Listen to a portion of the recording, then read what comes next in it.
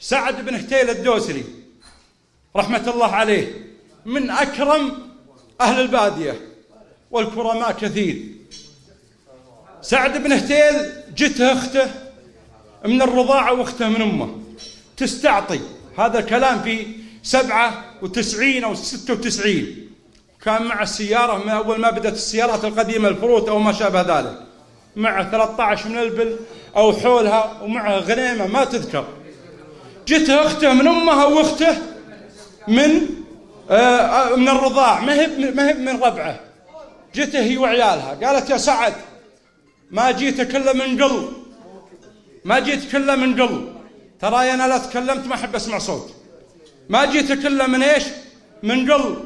وهالحين يا سعد تخليني أنا وعيالي. عشاها وامرحت، ويوم أصبح الصبح ويشب ضوه وقهويها، ويوم قهواها قالت: قهويتي؟ قالت: نعم. قال: علي الطلاق، ما يرافقني إلا السيارة والمرأة، يا بيت الشعر والبل والغنم من هلت ولا عاد دوري. يقول سعد بن هتيل. نعم سعد بن هتيل، نعم سعد بن هتيل. سعد بن هتيل هو اللي يقول: ما دام جودات الفتى من ذراعه فأنا طويل الباع ماني مجهول، ماني أمير مير طيب جماعة، سيف الربع فالمواجيب مسلول، لقدموني لابتي ظرف ساعة قدمتهم مقدار 15 حول. اترك الضعيف يا ملا الشحر، خله الضعيف بيموت ضعيف. الضعيف في طاعة الله لا صاحبك، الضعيف في مقابل الرجال لا صاحبك. ليه؟ لأنه بيأخرك وراء. أنت مطلوب منك أمرين، مطلوب منك أمرين اجعلها دائما نصب عينيك: الجمالة مع المسلمين والجمالة مع الله تبارك وتعالى.